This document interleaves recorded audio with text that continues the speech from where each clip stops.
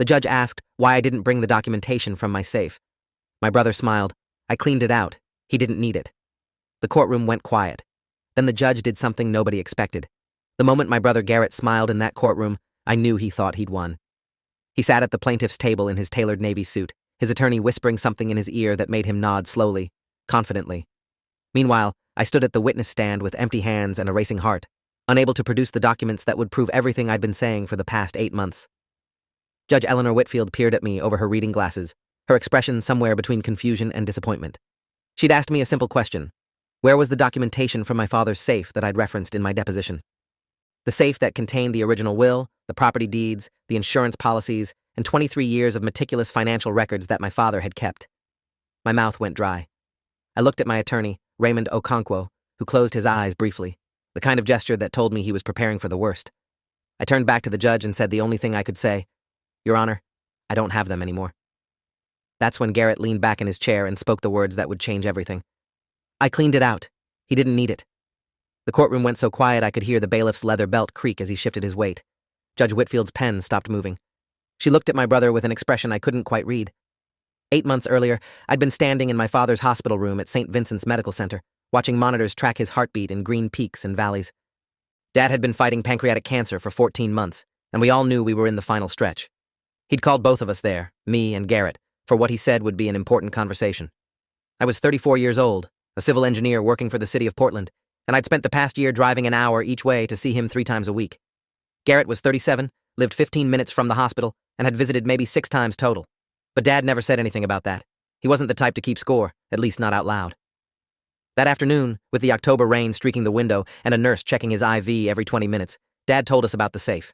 It was a fireproof document safe he'd kept in the basement of the family home, the same house where Garrett now lived, having moved in 2 years prior when his second divorce left him temporarily homeless. "Everything you need is in that safe," Dad said, his voice thin but clear. "The will, the property deeds, the life insurance policies, the investment account statements. I've kept records of everything. Nathan, I'm naming you executor. Your brother knows this. We've discussed it."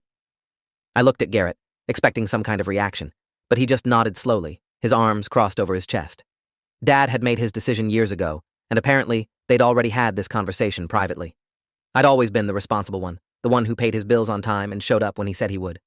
Garrett had charm and ambition, but he also had a trail of bad decisions, failed business ventures, 2 divorces, and a habit of borrowing money he never quite got around to repaying.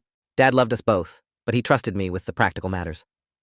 After Dad passed away on November 3rd, I gave myself 2 weeks to grieve before diving into the executor duties. The funeral was on a Saturday, a gray morning with a crowd of nearly 200 people who'd known Dad from his years as a high school principal. Garrett gave a moving eulogy that made several people cry. I sat in the front row, too numb to speak. The following Thursday, I drove to the family home to retrieve the documents from the safe. Garrett met me at the door with a beer in his hand, even though it was barely noon. The house looked different, messier, with dishes piled in the sink and mail stacked on every flat surface. I asked him to show me where Dad had kept the safe. He shrugged and said he'd moved it to the garage because the basement had gotten damp. We walked out to the garage together, and there it was, a gray steel safe about 3 feet tall, the same one I remembered from childhood. Garrett handed me the key, which he said Dad had given him before he died. I didn't think anything of it at the time. I opened the safe expecting to find everything Dad had described, the original will, the insurance policies, the investment account numbers, the property deeds for the house, the rental property up in Salem, and the lakefront cabin near Bend. Instead, I found a single sheet of paper, a handwritten note in what looked vaguely like Dad's handwriting, though something about the lettering seemed off. The note said, "I leave everything to Garrett. He needs it more. Nathan will understand." My heart started pounding. I read it 3 times, then looked at my brother. He was leaning against the garage door frame, watching me with an expression I couldn't quite identify. "Dad changed his mind," Garrett said. "He told me a couple months ago.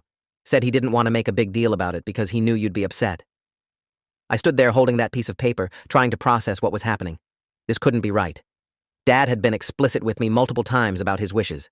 The house and the rental property were to be sold, and the proceeds split evenly.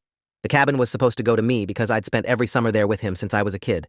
The life insurance, a policy worth nearly $400,000, was to be divided equally after covering funeral expenses. But here was this note, and here was my brother insisting this was Dad's final wish. I asked where the original will was, the one Dad had filed with his attorney. Garrett said he didn't know anything about that Dad must have destroyed it when he changed his mind. Something didn't feel right, but I couldn't articulate exactly what. My grief was still too raw, my thoughts too scattered. I left that day with the handwritten note and a growing sense of unease. The next morning, I called Dad's estate attorney, a woman named Patricia Yamamoto, who'd handled his legal affairs for over a decade. She confirmed that Dad had indeed filed a will with her office 3 years prior, a will that named me as executor and divided assets between Garrett and me, according to exactly what Dad had told me in the hospital. But when I mentioned the handwritten note Garrett had shown me, she went quiet for a long moment. "Nathan," she said carefully, "under state law, a handwritten will can supersede a formal will if it meets certain criteria. It has to be entirely in the deceased's handwriting, signed, and dated. Did this note meet those requirements?" I thought about it. The note was handwritten, yes. It was signed Dad at the bottom, not his full legal name, and there was no date anywhere on the paper. I told Patricia this, and I heard her let out a small breath. "That's significant," she said. "But you'll need to have the original documents to challenge it properly. The formal will I have on file is a copy. Your father kept the original in his personal safe."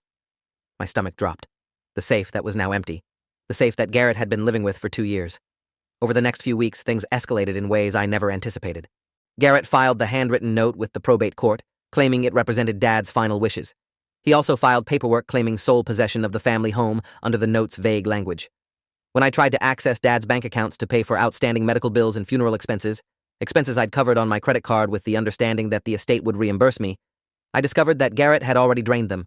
He'd withdrawn over $60,000 in cash just 3 days after Dad's death, using a power of attorney document that I'd never seen before.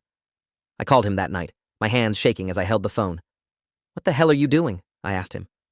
"I'm protecting what's mine," he said, his voice cold in a way I'd never heard before. "Dad wanted me to have this, Nathan. You've always had everything handed to you. The good grades, the stable job, the perfect life. I needed this." Dad understood that. I tried to reason with him.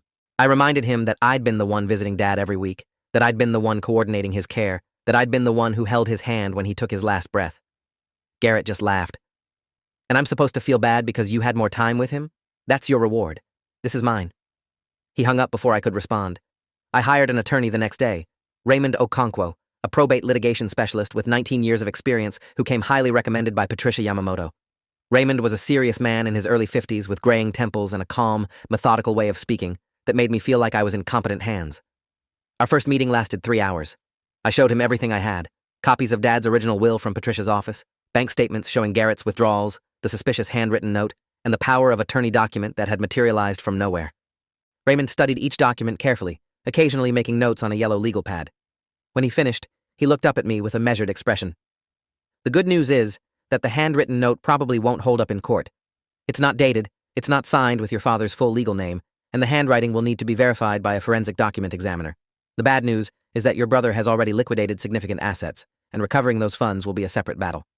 He paused, then continued. "But the biggest problem is the missing documents from your father's safe. Without the original will, the original property deeds, and the financial records, we're fighting with one hand tied behind our back." I told Raymond I'd try to recover whatever I could. Over the following weeks, I became something of an amateur detective. I requested copies of property deeds from the county recorder's office. I contacted Dad's insurance company and bank to get duplicate statements. I spent hours on the phone with various agencies, explaining the situation over and over, faxing death certificates and proof of my executor status, a status that Garrett was simultaneously trying to have revoked through the probate court. Every step forward seemed to come with 2 steps back. The insurance company informed me that Garrett had already filed a claim on Dad's life insurance policy, using the handwritten note as justification, and they'd paid out the full amount to him directly. The bank said that without the original account agreements, they couldn't reverse the withdrawals Garrett had made. The property management company that handled Dad's rental in Salem said that Garrett had presented himself as the new owner and was already collecting rent checks. My brother had moved fast, faster than I ever would have expected. In my grief, I'd given him a 2-week head start, and he'd used every minute of it. I started having trouble sleeping. I'd lie awake at 3 a.m, staring at the ceiling, replaying conversations with Dad, and trying to understand how things had gone so wrong. 4 months into this nightmare, I got a call that changed everything. It was from a woman named Diana Prescott, a forensic document examiner with 22 years of experience who Raymond had hired to analyze the handwritten note. Her findings were unambiguous. "This document was not written by your father," she said. I was sitting in my car in a parking lot, having pulled over when I saw her number on my phone. My hands were gripping the steering wheel so hard my knuckles went white. "Are you certain?" I asked. "I've examined over 3,000 questioned documents in my career," she said. "I compared this note to verified samples of your father's handwriting, letters he wrote, checks he signed, documents from his employment records. The letter formations are inconsistent. The slant is wrong. The pressure patterns don't match. Someone attempted to imitate your father's handwriting, but they made several characteristic errors. In my professional opinion, This note is a forgery. I sat there in silence for a long moment, processing what she'd just told me. My brother hadn't just stolen from me. He'd forged a document to do it. He'd taken advantage of our father's death to fabricate evidence of wishes that never existed. The betrayal was so complete, so calculated, that I felt physically sick. I thanked Diana and ended the call, then sat in that parking lot for nearly an hour, trying to decide what to do next. Raymond filed an amended complaint with the probate court the following week, alleging fraud, forgery, and breach of fiduciary duty. We attached Diana Prescott's expert analysis, along with side-by-side comparisons of the handwritten note and verified samples of Dad's writing. We also filed a motion to freeze any remaining assets and requested an emergency hearing. Garrett's attorney, a man named Franklin Dubois, who was known for representing clients in contentious inheritance disputes, responded with a counter-motion claiming that our expert analysis was biased and that the handwritten note was genuine. He also filed a motion to have me removed as executor entirely, arguing that I had a conflict of interest. The legal back and forth was exhausting. Every motion required a response. Every response required documentation. Every piece of documentation required verification. I was spending thousands of dollars I didn't have on legal fees, taking time off work to attend hearings and depositions, and watching my savings evaporate while Garrett lived comfortably in Dad's house, collecting rent from Dad's property and spending Dad's money. Meanwhile, I still hadn't been reimbursed for the $12,000 I'd put on my credit card for Dad's funeral and final medical expenses. The interest was accumulating. My credit score was dropping. I was borrowing against my retirement to pay Raymond's invoices. The breaking point came in early April, 6 months after Dad's death. I'd driven up to Salem to visit the rental property, the one Dad had owned for 15 years, the one he'd always planned to leave to both of us. A tenant named Gerald Huang had been living there for 8 years, a retired postal worker who'd known my father personally. When I knocked on the door and introduced myself, Gerald's face fell. "I'm so sorry about your dad," he said. "He was a good man. But I should tell you, your brother was here last month. He said he's selling the property, gave me 60 days to vacate." My stomach dropped. Garrett was selling Dad's property without my consent, without court approval, without any legal right to do so. I called Raymond from my car. His response was grim. "He's trying to liquidate everything before the court rules. He knows he's going to lose eventually, so he's grabbing whatever he can while he still has access." Raymond said we could file an emergency motion to halt the sale, but it would take time Garrett was using to his advantage. I drove home that night in a daze, wondering how my own brother had become capable of this. We'd grown up together. We'd shared a bedroom until I was 12. We'd played catch in the backyard and fought over the last slice of pizza and stood side by side at our mother's funeral when she passed from breast cancer 15 years ago. Somewhere along the line, Garrett had become someone I didn't recognize. The hearing was scheduled for a Monday morning in late May, exactly 8 months after Dad's death. The courtroom was smaller than I expected, wood-paneled walls, fluorescent lighting, and hard wooden benches that reminded me of church pews. Judge Eleanor Whitfield presided, a woman in her early 60s with silver hair and a reputation for running a tight courtroom. Raymond had prepared me extensively for what to expect. I would be called to testify about my relationship with Dad, his stated wishes, and the circumstances surrounding the discovery of the handwritten note. The prosecution, my side, would present Diana Prescott's forensic analysis and call witnesses who could attest to Dad's intentions. Garrett's attorney would try to discredit our evidence and paint me as a bitter, jealous sibling who couldn't accept that Dad had chosen differently. What Raymond hadn't prepared me for was the question that would unravel everything. I'd been on the stand for nearly an hour, walking through the timeline of events, when Judge Whitfield interrupted the attorneys and addressed me directly. "Mr. Holloway," she said, using my last name in that formal way judges do, "you've testified that your father kept extensive documentation in his personal safe. Tax returns, investment statements, insurance policies, property deeds. You claim these documents would corroborate your account of his wishes." She paused, looking at me over her reading glasses. "Where are those documents now? Why haven't they been entered into evidence?" I felt my throat tighten. This was the question I'd been dreading since the moment I opened that empty safe. Raymond had coached me on how to answer, but the words still felt inadequate. "Your Honor," I said, my voice steadier than I felt. "When I went to retrieve the documents from my father's safe after his death, the safe was empty. Only the handwritten note remained." Judge Whitfield frowned. "Empty? You're telling me that years of financial records simply vanished?" "Yes, Your Honor. My brother had been living in the house for 2 years prior to my father's death. He had access to the safe. I believe—" That's when Garrett cut me off. He stood up from the plaintiff's table, ignoring his attorney's attempt to pull him back down. He was smiling, that same confident, easy smile he'd always used to charm his way out of trouble. "I cleaned it out," he said, his voice carrying clearly through the courtroom. "He didn't need it." The courtroom went silent. Absolutely silent. I could hear the air conditioning humming through the vents. Judge Whitfield's pen, which had been moving across her notepad, stopped mid-stroke. She looked at Garrett with an expression that shifted from surprise to something harder, something cold. "Excuse me?" she said, her voice dangerously quiet. Franklin Dubois was on his feet now, trying to do damage control. Your Honor, my client misspoke. He simply meant, sit down, Mr. Dubois. The judge's words cracked through the room like a whip. Dubois sat. Judge Whitfield turned her full attention to Garrett, who was still standing, though his smile had started to falter. Mr. Holloway, she said, and hearing her use our shared last name felt strange, like she was addressing both of us at once. Did you just admit, in open court, to destroying evidence relevant to this probate proceeding? Garrett's jaw worked. I could see him trying to calculate, trying to find the words that would get him out of this, but there was no getting out of it. He'd said what he'd said, in front of a judge, on the record, with a court reporter capturing every syllable. I didn't destroy anything, he finally said. I just moved some things, old papers. They weren't important. Judge Whitfield's expression didn't change. Mr. Holloway, I am going to ask you a direct question, and I strongly advise you to answer truthfully. Under penalty of perjury, did you remove documents from your father's safe, documents that were relevant to his estate and to this proceeding, and dispose of them in any way? Garrett's attorney was practically vibrating in his seat, desperate to intervene. But the judge had asked a direct question, and Garrett had to answer.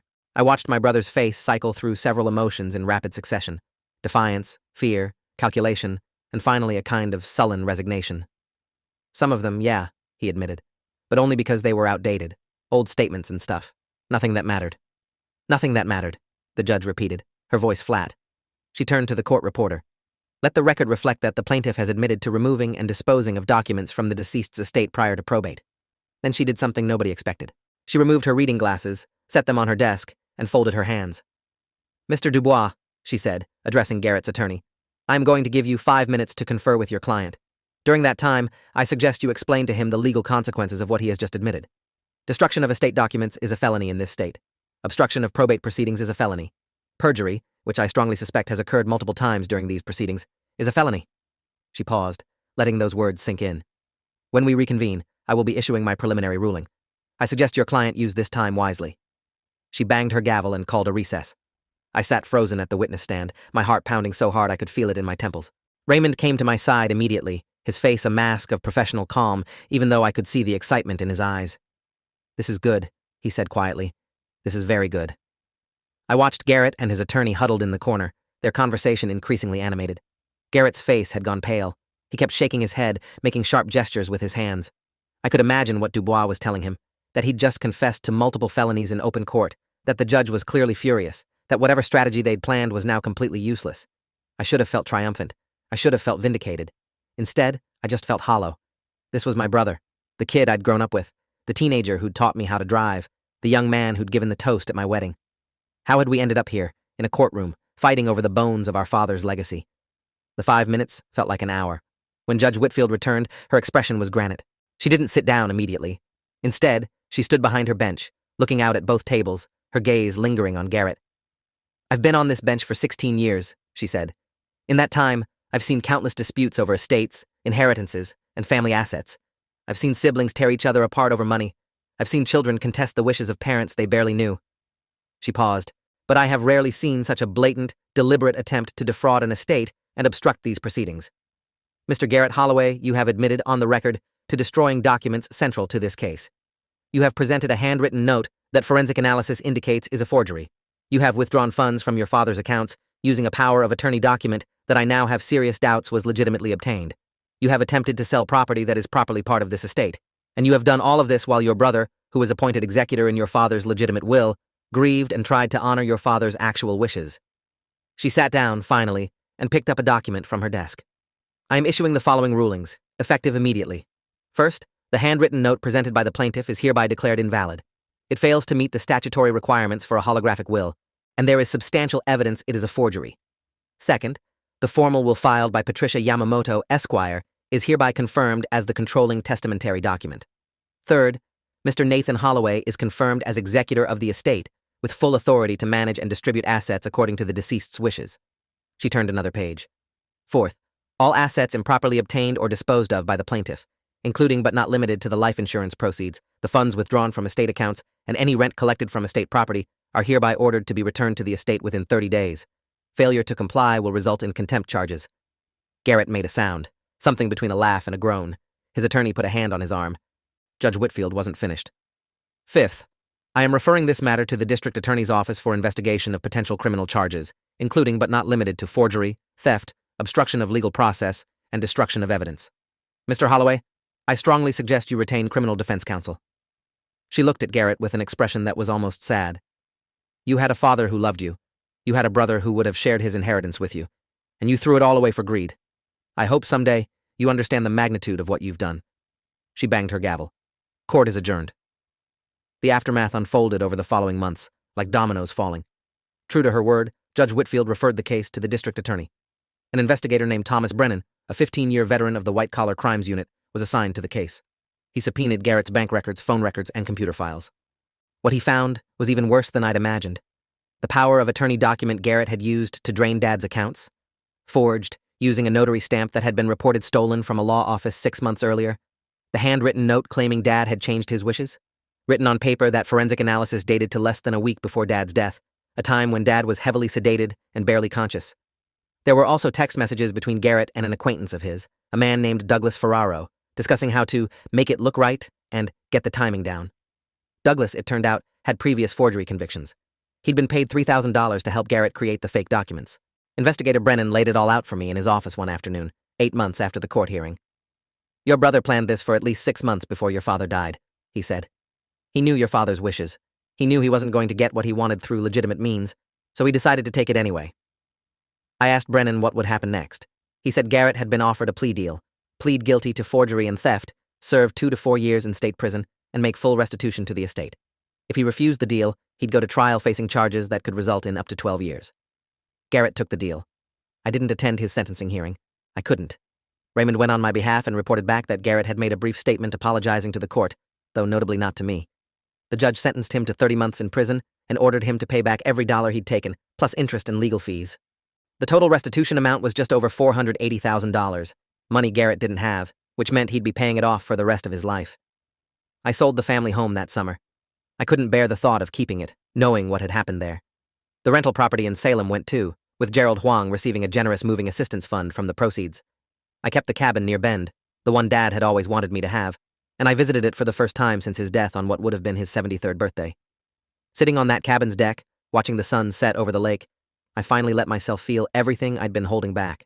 The grief, the anger, the bewilderment at how my own brother could have betrayed our father's memory so completely. But also something else, a kind of peace. Dad's wishes had been honored. His legacy was intact. The people he'd wanted to provide for, including a scholarship fund at the high school where he'd been principal for 22 years, would receive what he'd intended. I scattered some of his ashes in the lake that evening, as he'd requested in his real will. The water was still and golden in the fading light. I said a few words, nothing eloquent, just the kind of rambling things you say when you're talking to someone who can't answer. I told him I missed him. I told him I was sorry things had gotten so ugly. I told him I hoped, wherever he was, he could see that his real wishes had been carried out. A fish jumped somewhere in the distance, breaking the surface with a small splash. I chose to take it as a sign. It's been 3 years since that day at the lake. I'm 40 now. I got promoted to senior engineer at work. I moved to a bigger apartment with my partner May, who stuck by me through all of this despite the stress and the financial strain and the countless evenings I spent buried in legal documents instead of present with her.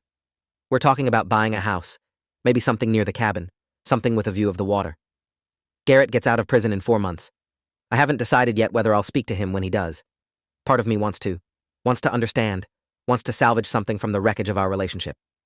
Another part of me knows that some betrayals are too deep to repair, that the brother I grew up with died somewhere along the way and was replaced by someone I don't recognize. A few weeks ago, I received a letter from him, prison stationery, handwritten.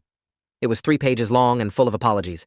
Apologies for what he did, apologies for what he put me through, apologies for betraying Dad's memory. He said prison had given him time to think, to really think, about what kind of person he'd become and why. He said he didn't expect forgiveness, but he wanted me to know he was sorry. I read that letter 3 times. Then I put it in a drawer and haven't looked at it since. I don't know what to do with it. I don't know what to do with him. Maybe forgiveness will come eventually, or maybe it won't. What I do know is that I honored my father's wishes. I protected his legacy. I stood in that courtroom with nothing but the truth, and the truth was enough. When Garrett smiled and said he'd cleaned out the safe, he thought he was delivering the killing blow. He thought he'd outmaneuvered me completely. But what he'd actually done was hand Judge Whitfield the evidence she needed to see him for exactly what he was. The truth has a way of doing that, of finding the cracks in carefully constructed lies and flooding through them until the whole edifice collapses. Garrett spent 2 years building his scheme. He spent months forging documents and draining accounts and planning his takeover of Dad's estate. And he destroyed it all with one sentence, spoken in arrogance, because he couldn't resist showing me that he'd won. Except he hadn't won. The truth doesn't care about schemes or plans or forged documents. It just waits. And eventually, it speaks. Dad used to say that character is what you do when no one is watching. I think about that a lot these days. Garrett thought no one was watching when he emptied that safe. He thought no one was watching when he forged that note. He thought no one was watching when he drained those accounts. But someone was always watching. If not a person, then the record of his actions, the trail of evidence, the patterns that investigators like Thomas Brennan are trained to find. He thought he could operate in shadows, but shadows have a way of coming into light. I'm not the same person I was before all this happened. I'm harder in some ways, more cynical about family and trust. But I'm also more certain about who I am and what I stand for. I stood up for my father's wishes when it would have been easier to walk away. I fought for the truth when lies would have been simpler. I learned that doing the right thing isn't always rewarded immediately, but it's rewarded eventually, if not by external circumstances, then by the knowledge that you can live with yourself. Dad would have been proud of that, I think. He spent his career as an educator trying to instill values in young people: integrity, honesty, perseverance. He couldn't have known that his final lesson to me would come after his death, in a courtroom, against my own brother. The scholarship fund in his name awarded its first grants last spring. 4 students from his old high school received money for college, kids from families that couldn't otherwise afford it, kids who reminded the selection committee of what Dad had always said about education being the great equalizer. I attended the ceremony as a representative of the family. I didn't mention Garrett. Nobody asked. Afterwards, a woman approached me. She was in her 50s, with graying hair and kind eyes. She introduced herself as one of Dad's former students from 30 years ago. She told me that my father had believed in her when nobody else did, that he'd advocated for her to attend college when her guidance counselor said she wasn't college material. She'd gone on to become a nurse, raised 3 kids, and was now working at the same hospital where Dad had spent his final months. She said she'd held his hand once during a night shift, not knowing who he was at first, and that when she realized it was him, she'd thanked him for everything he'd done for her. She said he'd smiled and told her he was proud of her. I couldn't speak for a moment after she told me this. The tears came suddenly, unexpectedly, not from grief, but from something else entirely. The last time I visited the cabin was 2 weeks ago. The leaves were just starting to turn, gold and orange at the edges, the lake reflecting the colors like a mirror. I sat on the deck with a cup of coffee and watched the sunrise, thinking about everything that had happened and everything that was still to come. May is pregnant. We found out last month. If it's a boy, we're thinking of naming him after Dad. It feels right, a way of continuing his legacy that no court case could ever touch, no forged document could ever taint. Whatever happens with Garrett, whatever shape that relationship takes or doesn't take in the years ahead, this is my family now. This is my future. Dad built his legacy over 7 decades, as a teacher, as a principal, as a father, as a man of integrity. Garrett tried to steal that legacy in a few months of forgery and lies. He failed, and sitting on that deck, watching the sun rise over the water, I understood something I hadn't fully grasped before.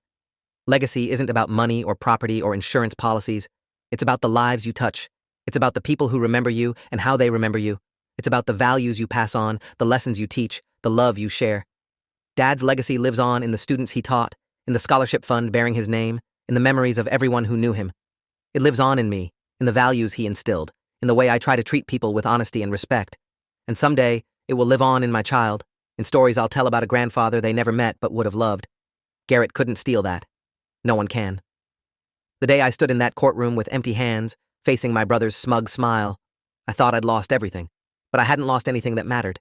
I'd already inherited what was truly valuable, not from a safe or a will or a legal document, but from years of watching my father live his life with integrity. That's the inheritance no one can take. That's the legacy that endures.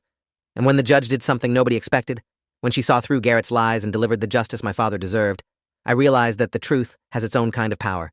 It doesn't need documents or evidence or witnesses, though those things help. It just needs someone willing to speak it, even when speaking it seems hopeless. Dad spent his life teaching that lesson.